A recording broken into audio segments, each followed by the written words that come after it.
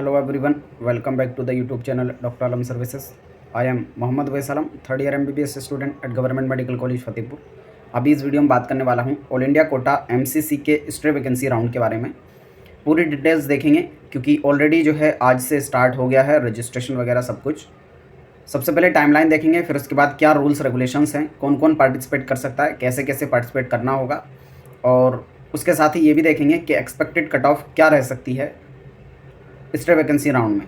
ठीक है, तो जो लोग भी चैनल पर नए हो चैनल को सब्सक्राइब करें, वीडियो को लाइक करें और अपने फ्रेंड्स को जरूर शेयर करें। यहाँ पर ऑफिशियल वेबसाइट पर आप देखेंगे तो जो रजिस्ट्रेशन का प्रोसेस स्टार्ट हो गया है। अभी जब आप इसमें जाएंगे तो न्यू रजिस्ट्रेशन का लिंक तो आ रहा है, लेकिन इसमें जो आप अंदर जाएंगे तो लॉगिन करने का ऑप्शन सिर्फ आपको दिख रहा है, जहाँ पर आपको दिख रहा है साइन इन करने का।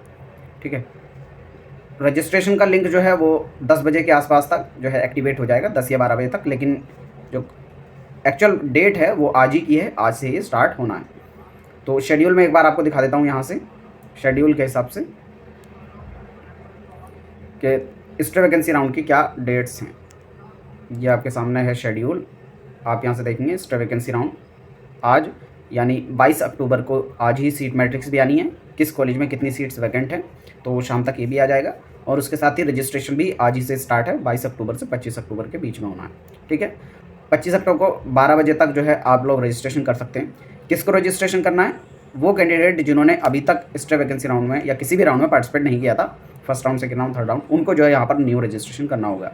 जो पहले ही फर्स्ट राउंड, सेकंड राउंड या थर्ड राउंड में रजिस्ट्रेशन कर चुके हैं और उन्हें कोई भी सीट नहीं मिली है, ऐसे कैंडिडेट को दोबारा से रजिस्ट्रेशन करने की ज़रूरत नहीं है।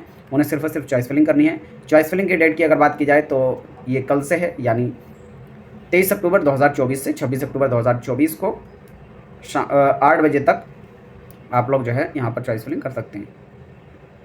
चॉइस लॉकिंग जो है अवेलेबल रहेगी 4 PM of 25 October up to 8 AM of 26 October, 26 अक्टूबर को सुबह के 8 बजे तक। तो ये ध्यान रखें, आप ये ना सोचें कि 26 की शाम में दोपहर में करेंगे, क्योंकि सुबह को ही 26 में बंद हो जाएगी। फिर उसके बाद जो है प्रोसेसिंग ऑफ सीट अलॉटमेंट 26 से 28 के बीच में होगा, और जो फाइनल रिजल्ट है वो 29 अक्टूबर को आ जाएगा। और रिपोर्टिंग जो है जिन कैंडिडेट को सीट अलॉट होगी 30 अक्टूबर से 5 नवंबर के बीच में करना होगा। तो ये तो होगी टाइमलाइन की भी बात। आज जो है रजिस्ट्रेशन स्टार्ट हो जाएगा। किसको करना है ये भी मैंने बता दिया, जिन्होंने अभी तक रजिस्ट्रेशन नहीं किया था। जो पहले कर चुके हैं उन्हें सिर्फ और सिर्फ चॉइस फिलिंग करनी है। कल से चॉइस फिलिंग भी स्टार्ट हो जाएगी, सीट मैट्रिक्स भी आज ही आ जाएगी। फिर चलते हैं हम रूल्स रेगुलेशन की तरफ स्ट्रे वैकेंसी राउंड के। तो अभी तक 3 राउंड जो है कंप्लीट हो चुके हैं। तो 4th राउंड यानी स्ट्रे वैकेंसी राउंड में अब ये देखो फाइनल राउंड भी हो सकता है और हो सकता है इसके बाद एक और राउंड भी हो। ये डिपेंड करता है कितनी सीट्स वैकेंट हैं। अगर सीट बचेंगी तब एक और राउंड भी हो सकता है, जिसे स्पेशल स्ट्रे वैकेंसी राउंड कहते हैं। अदरवाइज टाइमलाइन के हिसाब से ये फाइनल राउंड है, अगर पूरी सीट भर जाती है तो। इसमें आप सबको जो है फ्रेश रजिस्ट्रेशन करना होगा, चॉइस फिलिंग करनी होगी।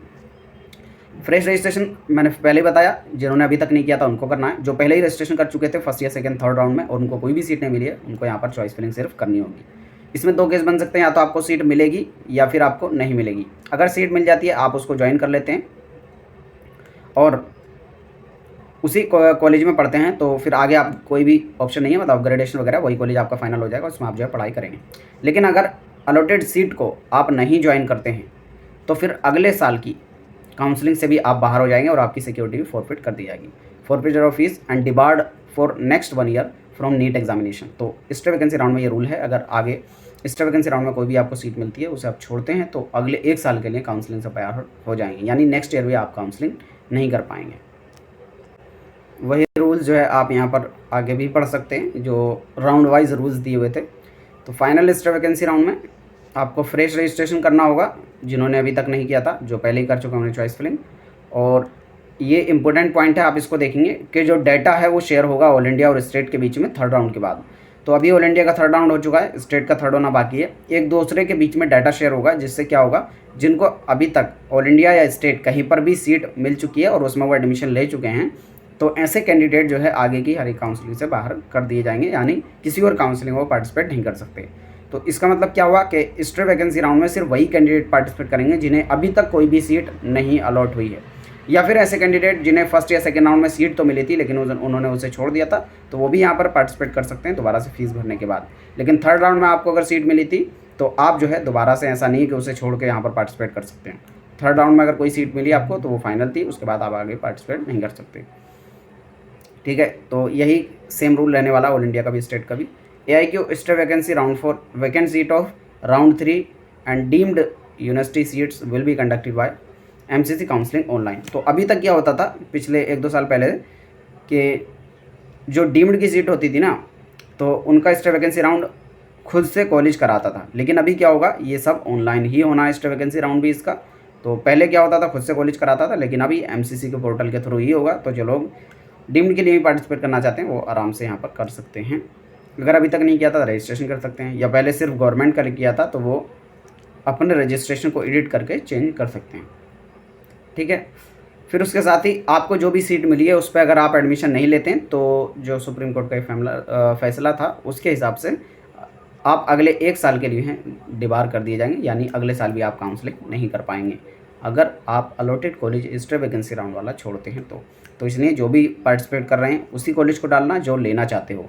उसके अलावा कोई भी कॉलेज ऐसा मत डाल देना जिसको ना ले पाओ, फिर ऐसा ना हो जाए कि अगले साल भी आप जो है अगर ट्राई करना चाहो तो उधर बैठ भी ना पाओ। जो स्पेशली BDS या BSc नर्सिंग वाले कैंडिडेट जो सोच रहे हो कि नेक्स्ट ईयर भी नीट दें, तो ऐसे कैंडिडेट ध्यान दें। अब जो है हम चलते हैं कि एक्सपेक्टेड कट ऑफ क्या रह सकती है category wise state vacancy round में। तो अभी तक की अगर बात की जाए तो राउंड वाइज जो और कैटेगरी वाइज कट ऑफ रही है आप जो है यहाँ पर देख सकते हैं, जिन्होंने अभी तक नहीं देखी है। MBBS की जनरल के लिए लास्ट जो है 24,842, OBC के लिए 24,982 और EWS के लिए 28,702, SC के लिए 1,33,872, ST के लिए 1,66,849। ये अभी तक रही है। बाकी एक्सपेक्टेड क्या रहेगी वो भी दिखाऊंगा। BDS के लिए जो रही है आप यहाँ से देख सकते हैं category wise, EWS, SC, ST, फिर इसी तरह से BSc nursing all India Kota की कट ऑफ। ठीक है। फिर इसी तरह से BSc नर्सिंग दिल्ली NCR की कट ऑफ, फिर BSc नर्सिंग AC की कट ऑफ। ठीक है। अभी मैं बात करता हूँ कि स्टेट वैकेंसी राउंड में एक्सपेक्टेड कट ऑफ क्या रह सकती है, और ये ऑब्वियसली MBBS की मैं यहाँ पर बता रहा हूँ, MBBS की कट ऑफ। ठीक है। स्टेट वैकेंसी राउंड में तो जो एक्सपेक्टेड कट ऑफ रह सकती है जनरल कैटेगरी के लिए 25,600 से 26,500 के बीच में जो है एक्सपेक्टेड कट ऑफ है, और OBC कैटेगरी में 25,800 से 26,500 के बीच में। फिर EWS से बात की जाए तो 29,200 से 29,700 के बीच में एक्सपेक्टेड है कट ऑफ रहे स्टेट वैकेंसी राउंड में। SC कैटेगरी से 1,35,000 से 1,37,000 ऑल इंडिया रैंक, और ST कैटेगरी से 1,74,000 से 1,78,000 ऑल इंडिया रैंक के बीच में एक्सपेक्टेड है कि कट ऑफ रहे। तो जितने लोग भी पार्टिसिपेट कर रहे हैं अगर इसके आसपास आपकी रैंक है तो ज़रूर डेफिनेटली पार्टिसिपेट कीजिए, आपके चांसेस है पूरे कॉलेज मिलने के। बाकी आगे कोई भी अपडेट आता है, नोटिफिकेशन आता है तो आपको मिलेगा इसी चैनल पे। सब लोग चैनल के साथ बने रहें। मिलते हैं नेक्स्ट वीडियो में, तब तक के लिए थैंक यू।